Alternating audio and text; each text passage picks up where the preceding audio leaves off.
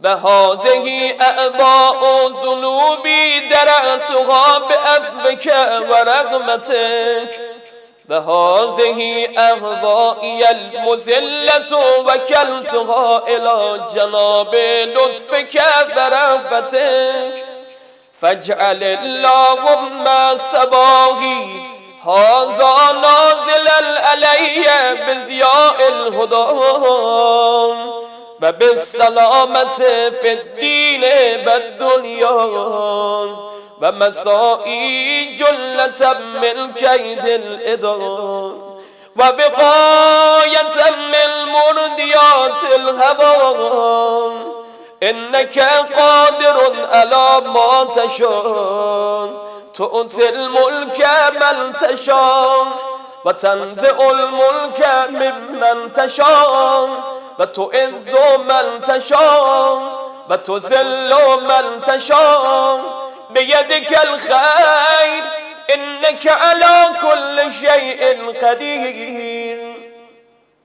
تولج الليل في النهار وتولج النهار في الليل وتخرج الحي من الميت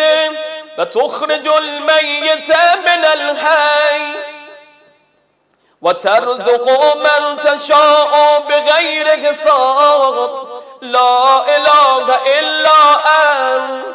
سبحانك اللهم وبحمدك من ذا يعرف قدرك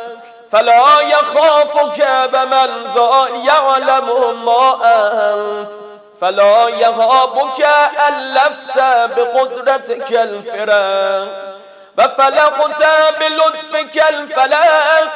وأنرت بكرمك دياجي الغساق وأنهرت المياه من السم السياخيد أزبا وأجابا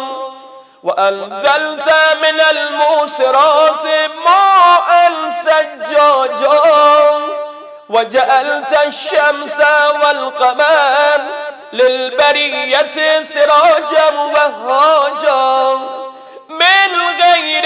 أن تمارس فيما ابتدأت به لغوبا ولا علاجا فيا من تبهد بالعز والبقاء وقهر عباده بالموت والفلاح صل على محمد وآله الأتقياء واسمع ندائي واستجب دعائي وحقق بفضلك أملي ورجائي يا خير من دعي لكشف الزور والمامول لكل أسر ويوس بك أنزلت حاجتي فلا تردني من سني مواهبك خائبا يا كريم يا كريم يا كريم برحمتك يا أرحم الراحمين وصلى الله على خير خلقه محمد وآله أجمعين سجده إلهي قلبي محجوب ونفسي معيوب وعقلي مغلوب وحبائي غالب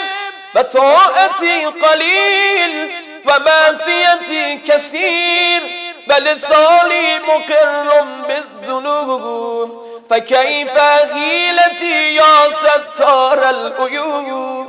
ويا علام الغيوب ويا كاشف الكروب اغفر ذنوبي كلها بحرمة محمد وآل محمد يا غفار يا غفار يا غفار برحمتك يا أرحم الراحمين.